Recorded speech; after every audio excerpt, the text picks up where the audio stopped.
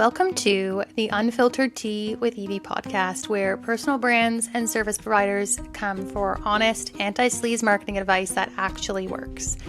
I'm Evie Taveras, founder of Evie Taveras Branding, and if you're tired of manipulative tactics, sleazy marketing strategies, and feeling like you're the only one who doesn't have your business all together, you're in the right place. On this podcast, we're diving into copywriting, personal branding strategy, business mindset, and balancing business with kids and real life. I'll be bringing in some epic guests, including business experts, to share their insights and real experiences in life and business.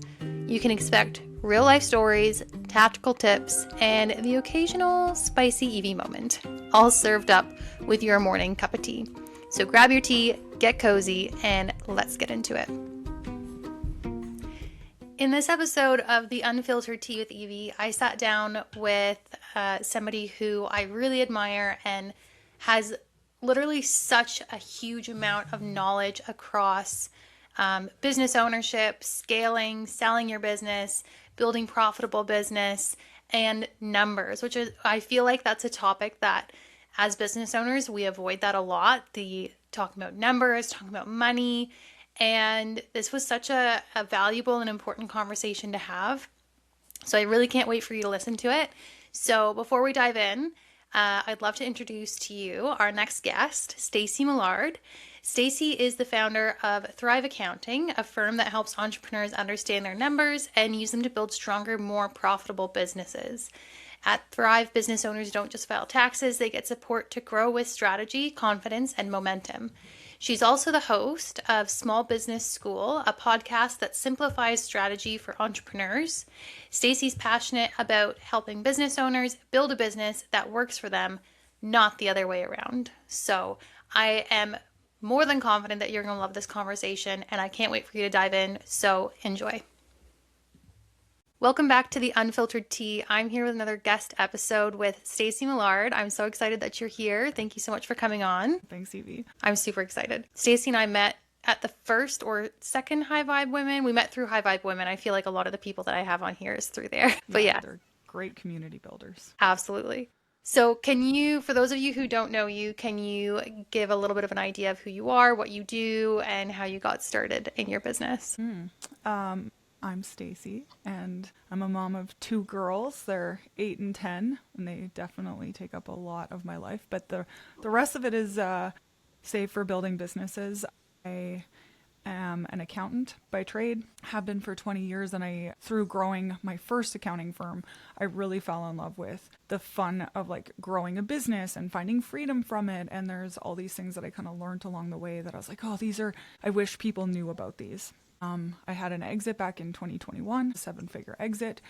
I've been growing Thrive Accounting since I think it was like mid 2024, and we've had some massive success. What inspires me most about it is just like the feedback that we get on how it's changing people's, not just like their accounting, but their businesses. They're like, oh, this has changed my life, and it makes me really happy. So Yeah. I love that. It's a big impact, right? Because like I feel like money's something that people don't usually like to talk about. Like they don't like to think about it with their business. So it's definitely like the most important part of their business is understanding their money and knowing what to do with it and that kind of thing, right? Yeah. I mean, we do have some male clients, but we work a lot with women. And what I try to explain to them is like I am heart-led. When I ran my first business, I literally just jumped in and I was like, I'm going to have all this impact. And I'm an accountant. I went to business school. I do numbers for a living.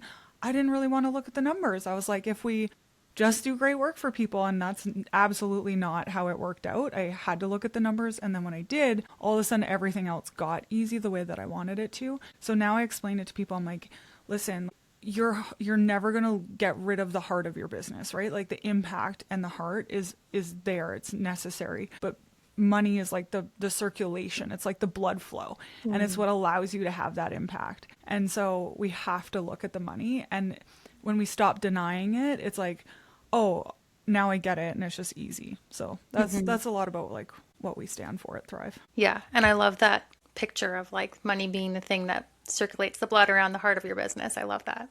Yeah. So you mentioned that you had a 7-figure exit. Can you tell me a little bit about what that experience was like and what it taught you about having and growing a business? To give you a little bit of context, like I came from two parents with like kind of government Fortune 500 jobs. They were boomers. They're like, get a good job, get a retirement plan, safety, money safety. We didn't have a lot growing up. So it was like, how do I feel safe with money? And there came a point in my corporate career that I was like, I can't do this anymore. This person doesn't care about the service. Like these staff members are just like being taken advantage of. And it led to me like getting a consulting gig and then starting, which gave me some like financial safety. And then I was like, I'm going to put out this free Kijiji ad. And because I wanted to do well for people and had a way of like connecting, I'm like, this is how I can help you. That business did really great. It was an accounting firm. It was very local to Fort McMurray, very traditional accounting firm. We did all the different levels of like accounting that you would think of like a big firm, but we did it in a small town. And along the way, like I never dreamed of exiting. That wasn't a thing for me, right? Like I was having that retirement perspective. Like, how do I save? And then when I'm 65, I'll retire. But there was just like this number of events that like my dad ended up with cancer. My daughter, when she was born, she was sick. Like there was a number of things that happened that kept like nagging at me in the back of my mind of like, this business can't just rely on me. And it was for so many reasons of like, one, I'm providing stability for my team. Like I can't be freaking out that like I'm in the surgical ICU 4 months pregnant, my dad's on life support, and I'm like, I got to do payroll because my team needs to be paid. I'm like, I can't have these systems where these people's lives depend on me so much. Like I have to safeguard it. And there's ways, right? And then looking at like, okay, well, what about the clients? Like some of them had important deadlines. Like, how do I build this business? So it's kind of, people use the words like stormproof. And it wasn't about exiting. It was really about how do I build this business so that it can sustain me, you know, getting hit by a bus. Yeah. And in doing that, like I just looked at all the different things that it took to run a business. I didn't want to be a Fortune 500. I don't want to lose the feeling of my business, but I did want it to be less about, you know, the S Millard that was on the wall back then and more about what the impact that the team collectively had. And it turns out that in doing all of that, looking at, okay, how does this business pay for itself? How does it make profit? How does it have a really great reputation beyond me to the clients?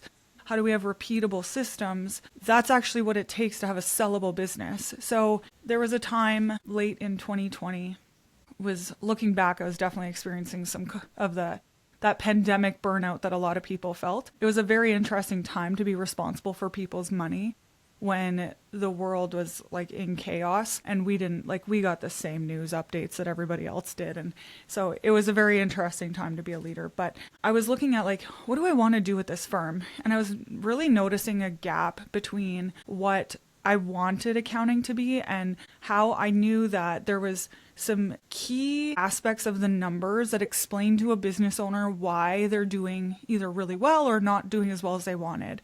And the numbers painted a picture and I was like, I want to be doing more of this. Like it involved more information sharing, it involved more like of a partnership. And the way that I had grown the firm wasn't like that. It was very like traditional accounting firm. We did a lot of personal taxes.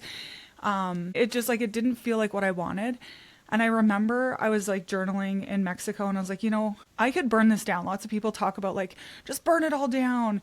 And I'm like, that would be insane because we have rent to pay. I have a team. If I'm going to burn half of this down, like that's all got to go. How would I pay the rent that I've locked into and all these things, right? And I was like, no, somebody really loves this business. I built a great business. I just don't love it the way it is anymore. And so I decided to sell it. And in that though, a lot of the times when you sell a business, you end up with a non-compete. And so I end up like, okay, I'm leaving accounting. What I really wanted to do was consult with businesses.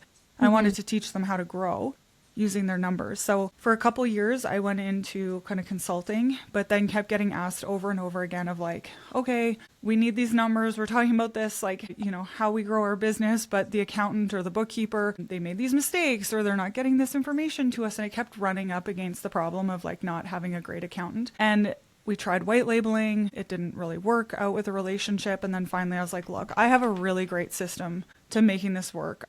Have done it before. And so ended up back with another accounting firm and I'm like in love with the impact, but it's interesting how full circle it came of like, I built this business zero plan to exit, ended up exiting because of like some burnout and this isn't what I wanted. And in that dreamed up what I did want and then didn't even realize, but 3 or 4 years later, it's like, oh my gosh, like that is what I'm building. Like didn't even connect the dots. It's not like I pulled out that blueprint and was like, okay, I'm going to build this now. Yeah. It was just like one serendipitous kind of like step after another. And what you mentioned that you kind of were building this one differently because you wanted it to look different. What are some like specifics around that? Yeah, I would say like the very first thing is accounting firms very traditionally are named after like the people who run them. And this time is like absolutely not. That was the first thing, is like this is not a Stacy show. This is about how we as accountants use numbers to help people grow their businesses. So like number one is like, it's called Thrive Accounting. It talks about what we want people to feel when they do business with us. And then number two is like how, it's like our systems and how we support people. So how we onboard clients, how we interact with them every single month instead of just once a year, how we provide them insights. We work with so many different like creative people who are like, these numbers would mean nothing. And that's literally like, that's what I'm good at. That's what you're not good at. Like, let's bridge the gap, right? And so we do provide written reports on like, hey, here's your goals. Here's what the numbers tell you about those goals. And this is how they're getting you to the next step. And we also provide more of what we would refer to like in the past as like management accounting. So if you're thinking of that CFO, back when I started, we didn't have fractional CFOs. Now they're a lot more common, and like that, those terminology is used a lot more often. But it's like thinking about what do you need to know from a money aspect about your business and how you make decisions. You know, whether it's investing in a piece of equipment or bringing on a team member, you're like, can I afford this? How do I know? Those are the kinds of questions you want to be able to ask your money experts and like your team.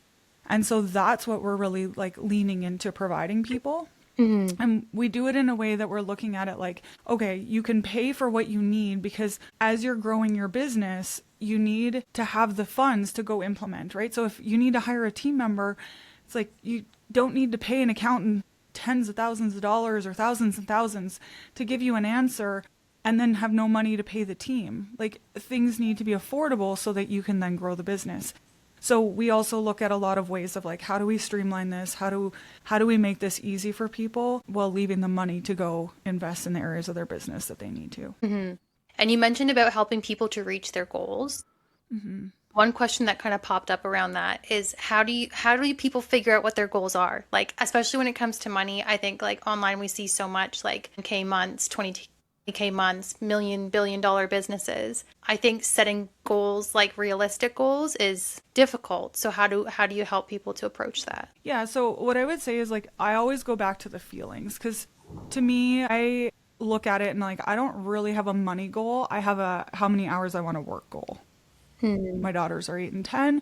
I'm not going to get those years back. So I have a goal based on that. And then I'm like, okay, so how do I pay for all the team? If I'm only going to work this much and I know my expenses are this much, then where do I need to be? And then I look and I'm like, oh, okay, I'm going to have to do this revenue goal. But then when you put all those pieces together, you're like, oh, I can't achieve this. So the picture starts to come together as you're starting to paint it and you're putting all the pieces together. So usually I start with our clients of like, it's around the feeling, right? Like, is it financial freedom? Maybe it's just building in profitability. A lot of our solopreneurs, what they didn't realize is they went from something corporate to working for themselves. They increased their hourly rate. They're like maybe paid, I don't know, $30 an hour in corporate. Now they're like charging somebody 40 and they're like, yeah, it's like 25% more. Like I should be floating in it, right? And then all of a sudden you're like, wait a minute, all these expenses and I got to work all these extra hours for marketing. And then you're left with less. So maybe it's just a goal of like, I want to be back where I was earning what I was before. So how do I get there? Or I want to work a few less hours. I want that freedom. But we're going back to that feeling, because even in the financial goals, usually it's about how we're going to feel at those levels. It's not about like, I actually want 10 million. I'm like, oh, okay, why? What does that provide you? Yeah. Do you know what your expenses are going to look like at that level, right? So I am very against all of what is put out on social media where it's like XK months. I'm like, why do you want that? Because that's probably the wrong goal. Yeah, I love that. And something else that I always wonder about as a business owner is around like budgeting. So, okay, I want to make this much. How much does that allow me to do? And like investing back in the business, budgeting for team members, budgeting for things like events, like High Vibe Women. Like, how do you figure out that part? Yeah. So I think this part is really interesting because it really is so unique to everybody, right? So are systems that'll tell you like you should have X amount to invest in that, but that's not, if you're a product-based business versus service-based, and like all these things come into play. So nobody's actually going to be able to tell you most of that. It needs to go back to like, what do you believe in your business? And so one of my favorite books to recommend, it's called Vivid Vision. And I talk to clients about like, well, what does your ideal day look like? And Vivid Vision's great because it just like walks you, it's a very short book, but the basics behind it is that you're really creating a very solid vision of what your life looks like at a certain stage.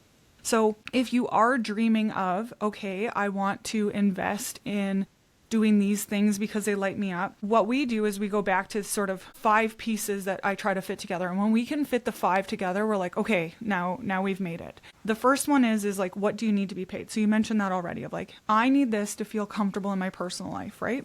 I need this to pay the mortgage, the rent, take care of the kids. So that's one part of it. And then we have this other pieces that we've built in. So we have these subscriptions that we've taken on, non-negotiable. I want to be in these kinds of rooms. We start thinking about the expenses that we're taking on.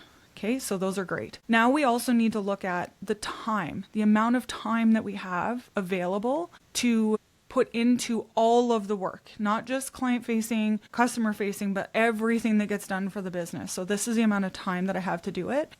And then the next 2 pieces are a mix of who that customer is because they have a specific desire, right? Without a customer, we don't have a business. We really have to be dialed into something that provides value to them. And then also the last one is offers, like whatever it is you're selling, whether it's a product or a service, like we have to be dialed in. And so what we start looking at is, we have a spreadsheet, we can give this away to your listeners too, but when you put those 5 things together, it really gives people a perspective of like, okay, I'm selling this many of something at this price. It takes me this long to deliver that. Does my client, that customer, do they feel really good about the offer? Do I have people willing to buy that? If I'm saying, when you start working the picture out, you're like, okay, I need to have this much revenue. It's like, am I anywhere close to that? Do I have audience for that? If not, then what might I sell that they do want, right? And you're bringing it together. You might be looking at the expenses and you're like, oh, I got to do a lot of revenue to pay all these. I don't actually want to do that. Okay, we're going to go back to the drawing board and kind of cut some of those out. Or maybe, you've got some investments to live off of instead of trying to earn so much from the business right away. But you can see that there's like a little shift. It's like a little give and take from each one of those pillars until you find something that fits together where you've got a customer who is really lit up because they want to buy what you're offering. The offers that you have, those products or services, they work well. You can deliver on them repeatedly. The customer's raving about them. You're doing it all in the amount of time that you have allotted to work. So you're not overworking. You're paying for all your expenses and you're paying yourself. So when we work those things out, like that's the magic of business. That's when we get to have that impact where we're like, oh, the clients are raving about us. We've done a great thing. They love what I'm selling. And then simultaneously, we're like, we also have a life because of the business. And like, we're not doing things in spite of the business. And we don't have financial stress because it all works out financially. Right. Yeah. Amazing. I love that. What do you think that every business owner should know about their money and their finances that most people don't really talk about? Yeah. Well, number one is you need to know what you're spending every month. If you don't know what you've committed to, you have zero perspective on your business.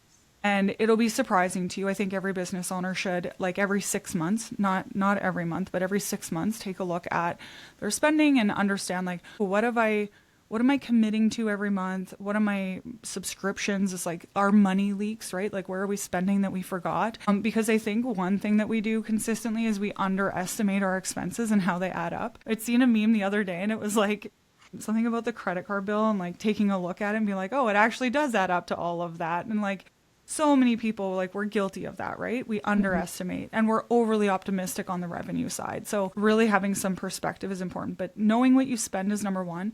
But the second thing is that like life-changing for especially service providers is understanding your margins. It's so interesting, the people who just pay attention to revenue. Actually, on a product-based business, there was one product-based business that we worked with who ended up deciding, and to me it was a huge win, who ended up deciding to leave that business and start something new entirely, because she was like, oh, I've got like massive success, like I've got all these followers on social media and we have this revenue coming in and these orders coming in. But when we looked at how long it took her, I was like, okay, to fill the orders, we got to start hiring people. How long is this thing going to take to make? And it turned out she was producing it for a loss, that like customers weren't willing to pay more for it. And she'd priced it in a way that she was going to have to pay more to make it than she could sell it for. And it was just like, oh, it's just the value isn't there, right? Like going back to the customers, like the value's not there to them. And so she shifted her business entirely and now has like found that freedom. But imagine if she hadn't looked at the numbers. So it's like understanding how much. And I think when we work with like marketing firms and creatives, especially when they've come from a place where they're a solopreneur, because when you're a solopreneur, you have a lot of like direct insight to how a project's going. You remember in your head what you quoted it at, and then you're doing the thing and you kind of, at least in your gut, you know, like, oh my gosh, I'm like way over budget on these hours. Like we got to wrap this project up, or you're doing well on it. But as soon as you start expanding and hiring team, is like we lose that perspective because we're scared to ask our team to tell us how long it took, right?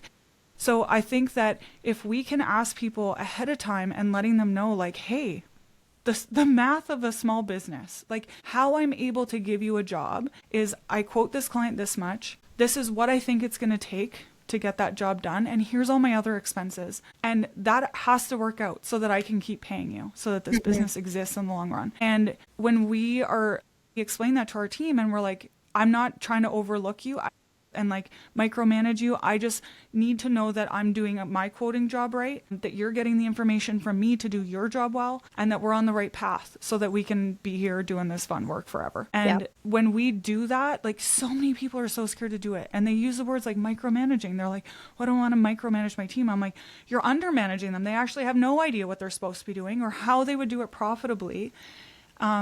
And that's handicapping them because they get resentful and they don't want to come to work when all of a sudden one day you're stressed out because the money's not there. So I'm like talking to them up front about on a service provider team, like how long things should take is really important. It's just like, it's so overlooked. Yeah. And that was a lesson I learned as well. Like just again with the quoting, like I know what I'm charging. I know how long it usually takes me to do something. And then when I'm outsourcing it, like, I think it would be a disservice, I learned anyway, it's a disservice to both of us if I don't just give a clear expectation of like, this is how long it usually takes me, you're still learning, so it's okay if it's taking you a little bit longer, but this is how much I've budgeted for you to do this. So like, if you go over that, then that's not going to work for me, like long term kind of thing. It is a difficult conversation to have. But again, it's like, it's for the benefit of both of you. But I think it's so different. So like if you bring somebody on and you're like, I'm willing to pay you X dollars an hour, and then you just like let them run the hours. Like money's kind of like water. It takes up the space that you give it. So you're talking to creative people, like they're going to want to do their best. Like they really want to think it through. And then also there's like you know that vacation effect when you like limit people and you're like, you're going on vacation, and all of a sudden like all the things get done in a day. The same thing is like with our contractors. It's like, we have 10 hours to wrap this. It's like they found a way to make it work.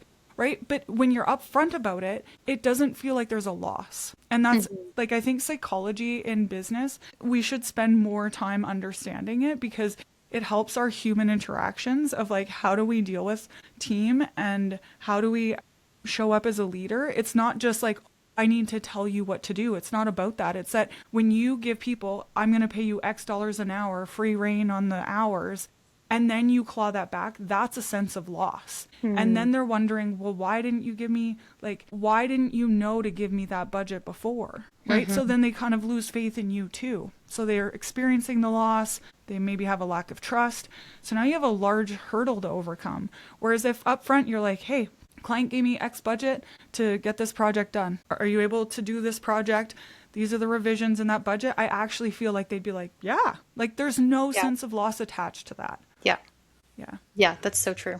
So speaking, you've spoken about like creative entrepreneurs, freelancers, service providers. I feel like a lot of the ones that I know anyway can feel kind of disconnected from their money. So is there anywhere that you think that that fear or avoidance kind of comes from, and how people can get past it as well? Yeah, for sure. So I think number one is like we weren't really taught anything about money growing up. I know a lot of families, like it just wasn't something we spoke about, and it wasn't something we were taught in school either. So we've actually never built the habits to understand the finances.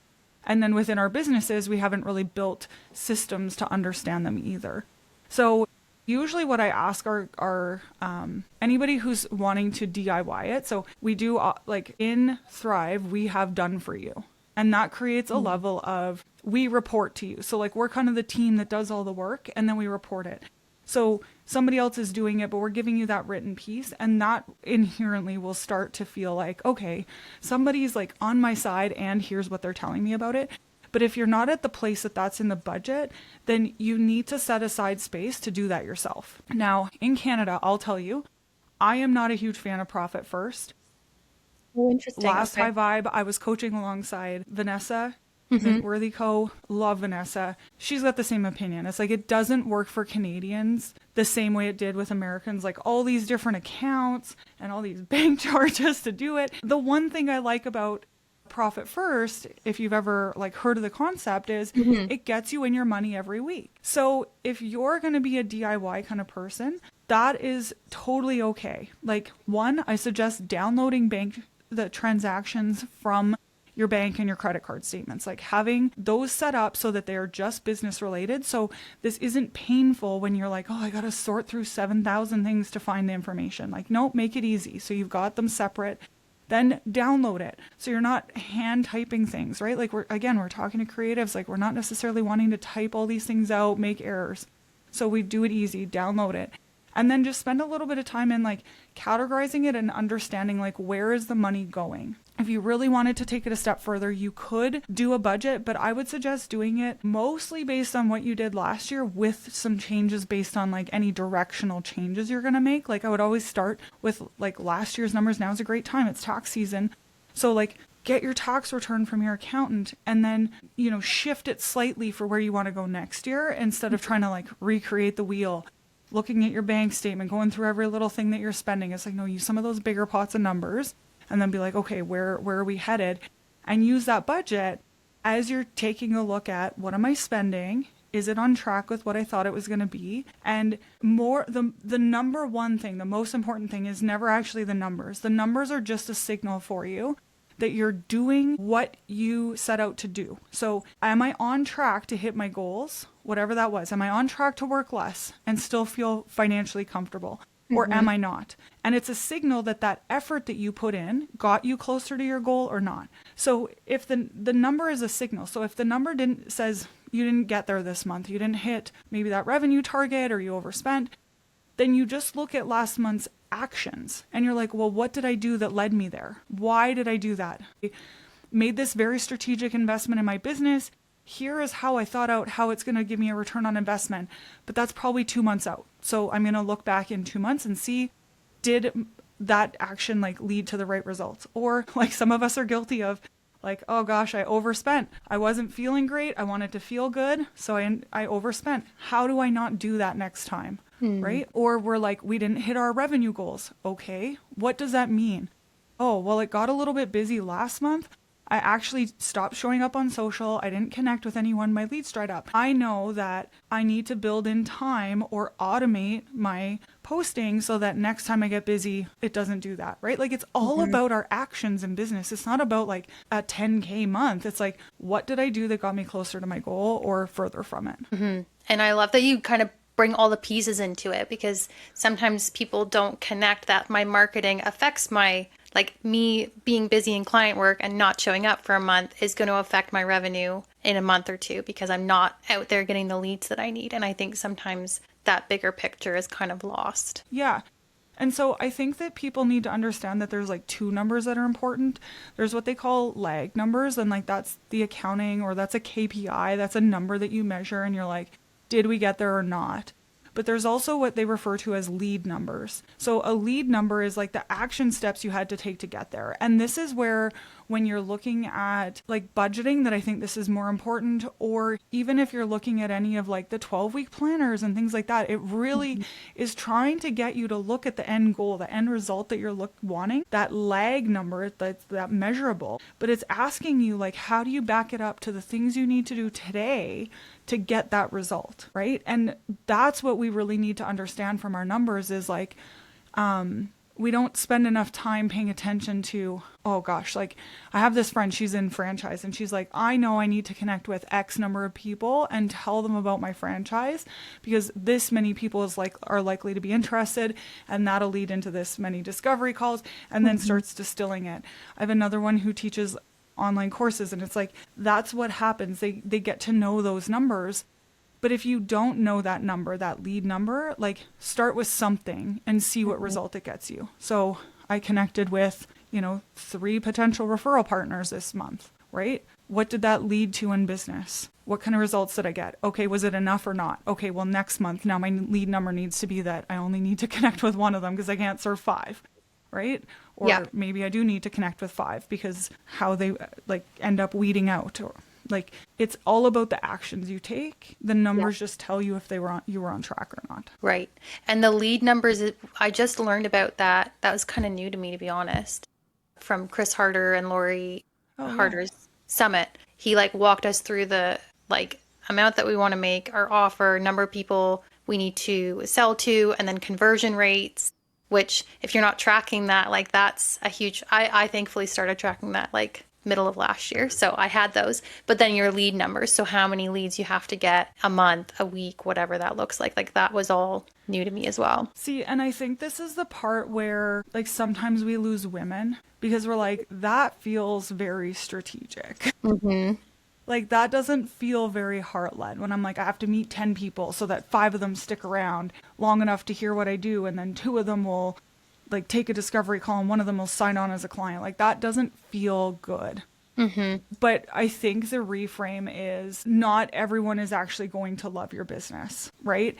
And for me, like I'm looking at some of those conversion numbers when they're low. I'm like, I'm in the wrong rooms, right? Like I'm not talking to the right people. And so I'm looking at it like, okay, I don't want to be as strategic, but am I connecting with people that feel good, right?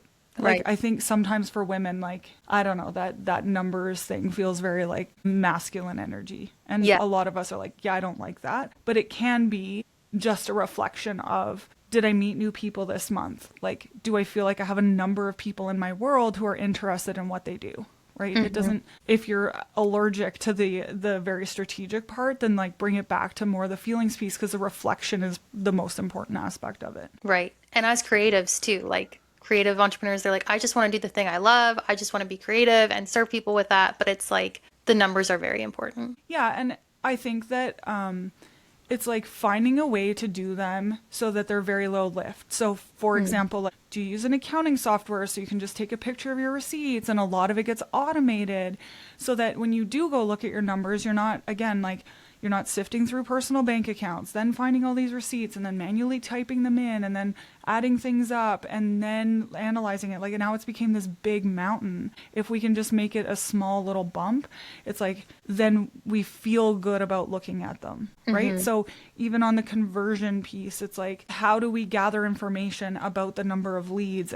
And how do we do some of that marketing piece in a way that maybe allows us to reflect on the marketing even easier, right? Yeah. And one question that kind of popped up for me as well that I didn't have written down, it just popped up right now. Funny how that happens. Yeah. Is the difference like, so sole proprietors and then corporations. And I was just listening to something, again, it was also from the States. So I'm sure in the States it works very differently as well. But basically like get incorporated as soon as possible. But you and I have had that conversation before where that's not always the case. So can you just kind of elaborate on that for me as well? Yeah, for sure. So I would say like it's not at all the case here in Canada. So to explain to you, like there's typically 2 reasons in Canada that you would want to incorporate. One is a tax benefit and one is a risk reduction. So in Canada, one of the things about our tax system is that the government wants it to be equal for as many people as possible. So, for example, they don't want to encourage you to be an entrepreneur. They actually want you to have no extra benefits than if you were an employee. And if you have a corporation and you're paying yourself as an employee or you're paying yourself a dividend, like they don't want any preferential tax treatment. So this question comes up of like, okay, well, if I'm an employee, like I don't really get a clothing allowance. I have to, adhere to a dress code at work. Well, if I'm a sole proprietor or incorporated, like, do I get to write my clothing off? Well, not really, because the government wants everything to be equal, right? Mm-hmm. So that is like the basics of understanding sole proprietor versus corporation, is like they've done a lot of work to make sure it doesn't really benefit you unless you're truly growing a business. So tax or risk. So to talk about the tax, corporations pay tax at 12%. In Ontario, 10% Alberta, like each province is a little different, but it's like within a percent or two. So obviously that's way lower than our 25% personal tax rate, which is our lowest personal tax rate, going all the way up to close to 50%, right? So drastically less.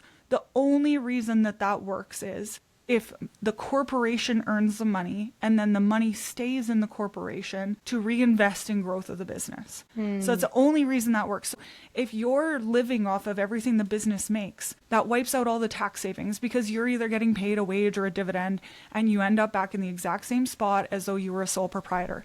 The difference is in that you've now paid a lawyer likely, or paid somebody to incorporate.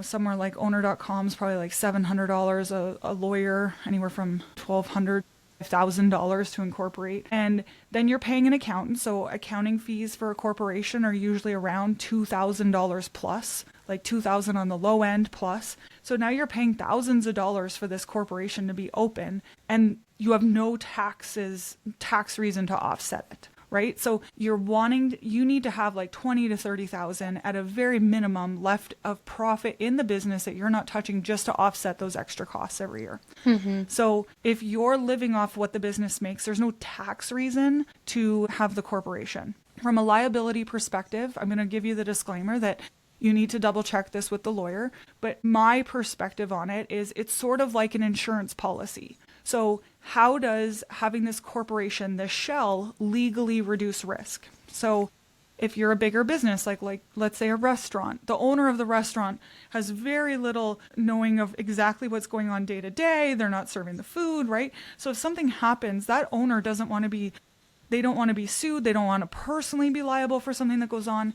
And so the corporation provides this shell. It sort of limits liability. It says, no, you can sue the business, but you're not suing this person as an individual. Well, what happens is when you are the business, so you're doing copywriting, you might have a contractor or two, but for the most part, like, you're very hands-on. One, what is the risk of you being sued? Like, how much effort have you put into your onboarding with a client, your legal contract with a client? Like, what kind of work are you doing that's opening yourself up to liability is my first question. Second is, do you have insurance? Because most of, like, double check with your insurance agent, but what is it possible that you would get sued outside of an insurance policy? And then third, now it's like, okay, so you've taken all these steps, right? Like, you've got the legal agreements, you've got insurance. If you were sued, would you be sued personally? This is what I ask you to ask a lawyer, because often, like, if you're the service provider, especially for professionals, you would be sued and the corporation would be sued. Like, it provides no extra layer of liability reduction. So now it's like, again, like, there's zero benefit. We're spending everything this corporation makes. It's not reducing our risk.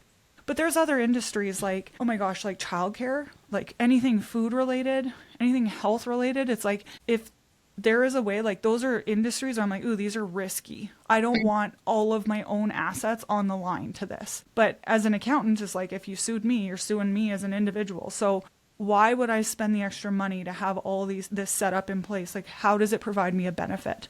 That's where it comes back to that tax question, is like, am I living off of everything this business makes? Amazing. I've never had anybody like fully explain it to me like that before. I get so worked up about it because there's so many creatives in my world that are solopreneurs, and they're like, my last accountant suggested I do this. And I'm like, literally the difference is like double to triple the accounting fees. And like, there's no tax difference. There's no liability difference. Like, they just made some money off you. It feels so predatory to me that I just get so worked up about it. Yeah. So switching gears Yeah. a little bit, you and I have talked before, and you've mentioned like how you think writing is an incredible skill for entrepreneurs to learn, like for every entrepreneur to be able to like write their own stuff and have their voice and stuff, or like be able to express that even without like outsourcing their voice to AI or whatever like that. Oh, yeah. Is there any other skills that you think are non-negotiable for entrepreneurs to build? Yeah, I think like there's two things that really stand out. So one of them is a willingness to be visible. Like if you want to be a best kept secret, those words like Sunira Madani had used them to me and they just were ringing in my head over and over. If you want to like hide behind the scenes and you just want to deliver, like you're not cut out for entrepreneurship, because the business has to have visibility. If nobody can see you, you can't serve anybody, you can't have an impact, you're not going to make an income. So there has to be a willingness to be visible. And then the second piece, honestly, is like the concept of, I don't even know that it's copywriting, but at least articulating what you can do and how that's going to help somebody. Right? So, you know, thinking back to like my first Kijiji ad, I was just like, I know how to help you. I know these accountants aren't doing things on time. They're not responding to your phone calls. They won't tell you why something is the way it is. And I'm happy to explain it to you. And then people love that, right? So it was really connecting with like the pain points of my potential customer and knowing how I could offer and help that. But that bridge, like being able to articulate that to somebody, is exactly why like my business did as well as it did. I never would have built to 7 figures if I wasn't able to do that. And it did start with like knowing it a bit and then reflecting on it, just like hearing what people would say. And I'm like, oh yeah, that is what I do. Or like, oh, that's what they appreciated, and reflecting on it. But that is something that you really have to dial into. And is that something that you kind of like learned on your own, figured out on your own, or was there certain things that kind of helped you to realize that or to come to that? Yeah, I think for me, it really did start with just like this desire to help. It was really important to me. I'm like, I want to help you build your business. And so that's actually where it came from. Like I was speaking from the heart. And I think like that's the part when you talk about like outsourcing to AI, it's like, well, you can't do that. Like AI is designed to just pull the average, the mediocre. And like, that's not what builds a great business, right? So it did come naturally. And then I also invested in it, learning a little bit. I had read some books on it. I had taken some courses, and I could see how I positioned my words would lead to certain understanding for people. So I think a lot of women, especially that we deal with, they're like, oh, I don't want to be manipulative. I don't want to be salesy. And it's like, yeah, like I agree. You won't catch me doing that. Right. But it was more just about talking about how I can help. Like why I can do it. Like I'm thinking of like a retailer just like talking about the clothes that they have, or like somebody in social media. Like we talked about High Vibe Women and Christina, and like she is a great example of somebody who knows how to articulate how they help people, but you will never catch her. Like the number of stages that she's on, she never pitches. She's not like, come work with Social Snippet for your podcast. Like I've never in all time heard her say that, but she will say like, yeah, this is what we do. This is how it helps people. This is the effect it has on their business, right? And when you can look at that, like how I want to have an impact and how I want to help people, the sales kind of come naturally. And you learned a lot about psychology as well. You mentioned psychology in business. Yeah, like I just really enjoy understanding how the human brain works. That's for sure. Yeah. So how do you think, because there's like obviously like writing psychology, business psychology, buyer psychology. How do you think that kind of weaves in to still be authentic and genuine? Like you said, we're not making it salesy. We're not like doing it in a sleazy way. How do you still know all that, but then still do it in a genuine way? I think it's when you are learning something and something feels right, you're like, yes, and you adopt it, versus saying, so-and-so is saying I have to do this, I'm going to try it. Does that make sense? It's like, it's the intention behind your decision making. Like, are you saying that somebody else knows everything and they're right and you're going to do it their way? Or you have heard them make a suggestion, you're like, yes, this fits with my values, I'm going to try that on. That feels good to me. Yeah, I think that's true. And I think it's like how it feels for both of you, like from a business owner perspective and from your your consumer's perspective, that it just feels like I think you mentioned this at the start, like it all comes back to the feeling in the business and yeah, just how everybody feels through it. Well, and I think too, it's like so funny. Lately, feel like I can tell you, it's like you could people watch and I could just listen to people and what they say and how they introduce themselves. And I could be like, they're short on money, they're short on money, they're in fear, they're in scarcity. Oh, they're in abundance, they're in abundance, they're in abundance, they're doing well. Because you can actually see how people talk about what they do based on like how adamant that they are that you need to buy from them and how quickly they pitch you on buying. Does that make sense? Of like when they just want to help, they're like, it just comes out in their words, it comes out in the tone and how it feels. They're like, yeah, I just want to, like, oh my gosh, like here's something so important. And there's like very little attachment to it. Whereas when somebody's coming from a financial place of fear, like you can feel that in everything that they're saying. And so it's so funny how like the psychology of like money goes into the words. And also there's this like saying that like scared money doesn't make money. And like when it comes with desperation, it's almost like it's like you're attaching this invisible force field to what you're selling that repels. Yes. And it's like, you're saying like, I desperately want this. And it's got this like energy field around it that's like, don't buy. Yes. And I think like a lot of people feel that way. So how do you recommend kind of getting out of that mindset? Yeah. I think it actually starts probably before you started your business. It's like, what steps did you take to set yourself up well? Right? Like, I know that there's a lot of people out there who are like, burn the bridge, like quit your job, like do all these things. But for most of us, like our nervous systems, understanding like our like physical body and how our brain reacts depending on which nervous system state we're in, how we then look at and think differently. If we have left ourselves in a place of scarcity, like desperation, like I have to make this work, like I quit my job, most of us are not conditioned to be that, like to perform well in that state. Right? So did you start your business ahead of time? Did you create some leads? Like, do you have a network? Like, what kind of safety have you created? Do you have a part-time job that you worked your way into it? Like I did it. I've had a 7-figure exit and I'll be very transparent. Like that's what I did to start. Right? So I think it's creating the safety from the beginning. And if you're noticing right now that I am not in a place of safety and I'm like, I don't, this isn't who I am. I don't want to be desperate for a sale. Like there are so many options. Like could you, like for example, like I know people who are in marketing who work a 0.5 job for somebody else or an agency, and the other 0.5 they're building their own agency. Like how can you look to create that safety for yourself? And it doesn't have to be forever. It's just long enough to help you build something. So how do you create capacity so that you're not working from like a place of fight or flight? Yeah, I like that. Because I think people have this idea of I'm going to take this big risk and like starting my business is a risk. But I love that you tie safety into that. Like that's, yeah, I've not and heard like that. big risks don't actually feel good most of the time. So, and the other thing that I think is that we as a society are actually removing most of our discomforts, right? Like we live in these heated and air conditioned homes and all our food tastes so wonderful. And like, Amazon delivers same day. And like we're creating all these levels of comfort. So our bodies actually aren't used to delayed gratification, discomfort. And so if you haven't built up that muscle, it's like, it is there. That's not about shame. It's not like, oh, I should have done that. It's not that. It's like, I didn't do that. So my best chance at success is going to be if I do it this way. Yeah. Yeah, love that. I want to just touch quickly. I'm just looking here.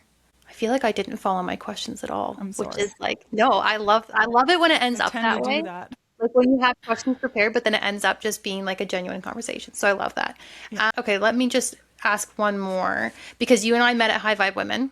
And so I want to touch on that really quickly. A lot of entrepreneurs kind of treat networking like a checkbox. Like it's something on my to-do list to grow my business. What does actually building a genuine community look like for you in practice, and why do you think it matters so much for business growth? Yeah. If it's a checkbox to you, you're going to get about that much back. It's going to be a quick check mark. Okay, met her. And I don't know about you, but like that doesn't feel good to me when people use me that way. And so for me, genuine community is actually not about meeting and being liked by everybody in the room. I know that I'm going to have to get to know people. Like there are a lot of people who do business differently than me. Some maybe are like very extroverted and I'm maybe not, right? And so I think that you have to understand yourself first and know like a little bit about yourself so that you're not just going into a room like desperate to like put the mask on and adapt to everybody's way of doing things, but instead like know who you are and what you really love to do, and then just go with genuine curiosity.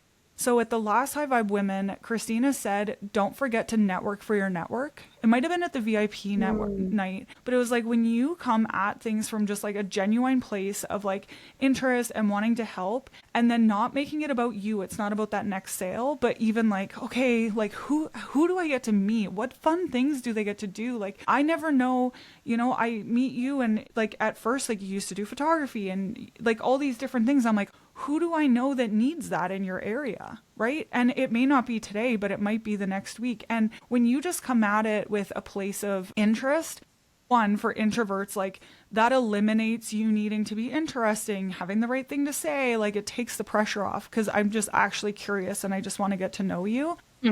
But that's also, that level of curiosity gets reciprocated. It's like, well, what do you do? And if that person doesn't reciprocate, maybe they're not your people. So you've weeded them out, right?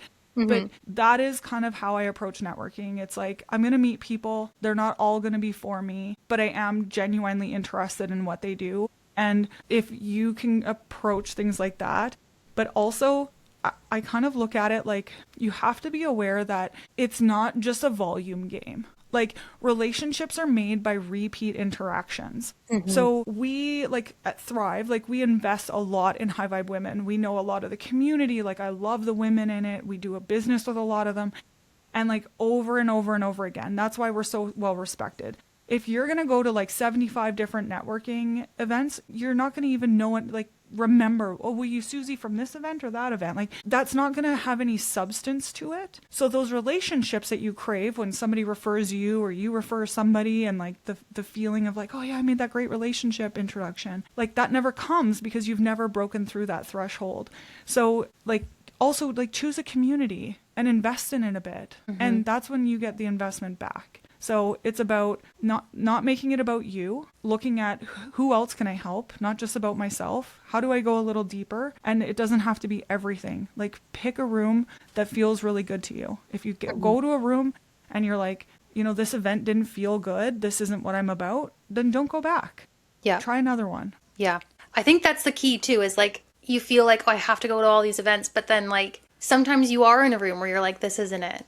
And it's like, it's not that that's wasted money because you're still getting the insight of that's not the room for me. Like those aren't my people. That's okay. But then, yeah, going in on the rooms that. Well, and I think like there's two things. So like one, you learned something about yourself. So you actually know how to make decisions differently, like going into the future, right? Of like, for example, I don't like going to 500-person events by myself. Like if I'm going to go to a massive event, I better know some people going because I'm not like, if I'm solo, it's going to be worthless.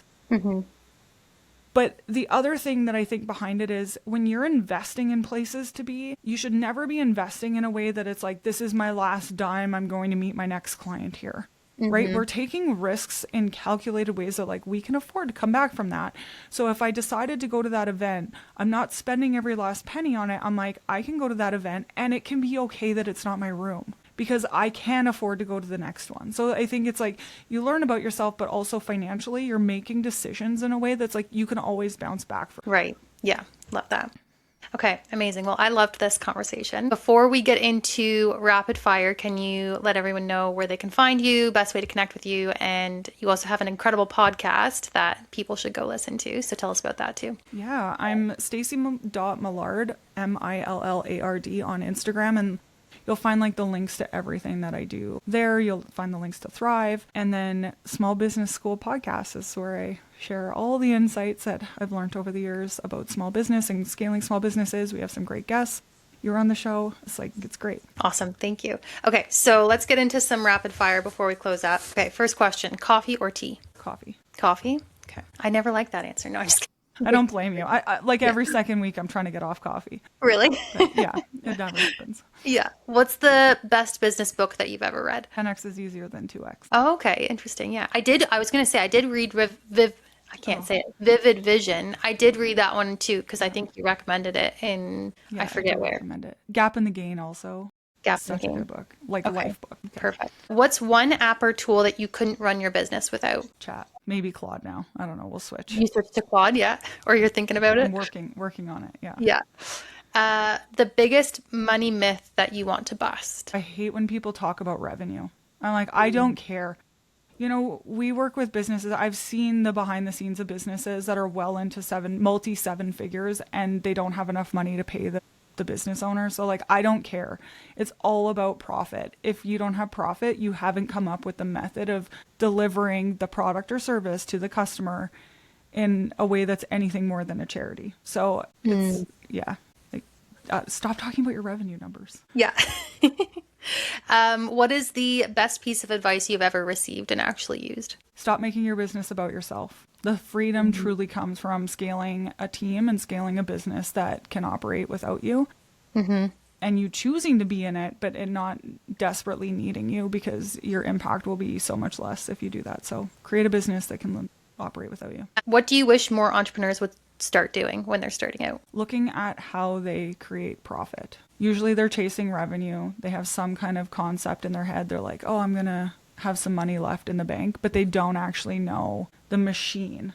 How, like, if you go back to vivid vision, they don't understand the financial machine that's going to exist when they've brought that vivid vision back to life. Okay, perfect. And last one, do you have a dream collaboration or partnership for 2026? Oh my gosh. Oh, I haven't, because I have some incredible people in my network. There's some really cool Canadian women who've done amazing things, like Joanna from Nix, Tara Bosch from Smart Suites. Like, there are some really cool people, but I think sometimes it's actually who you come up with too. And it's like they're already in my network. Yeah, I keep hearing that lately, of like, it's the people you come up with. Yeah. And I think that's a concept that I would say, like, I found really hard, because people said that and I'm like, but they haven't done what I wanted to do yet. So I think it's important to have mentors who are like further ahead than you. But the people who are going to be willing to collaborate with you most often are people who are growing with you, not the person who's 100 steps ahead and you have nothing to offer them. Right. So I think there's like a little bit of both there. Yeah. Okay. Amazing. Well, thank you so much for all of your wisdom and all of your insights. I'm so excited for people to listen in and to learn everything. So thank you so much for coming on, Stacey. Thank you. I want to take a quick moment just to thank you so much for joining me in this space, and just to encourage you that if there was anything that kind of sparked something for you, or that you felt like somebody that you know maybe needed to hear, please feel free to share the episode. And if you are excited to hear more, go ahead and subscribe and listen to more of the episodes. I'm so excited that you're here, and I can't wait to continue this journey with you.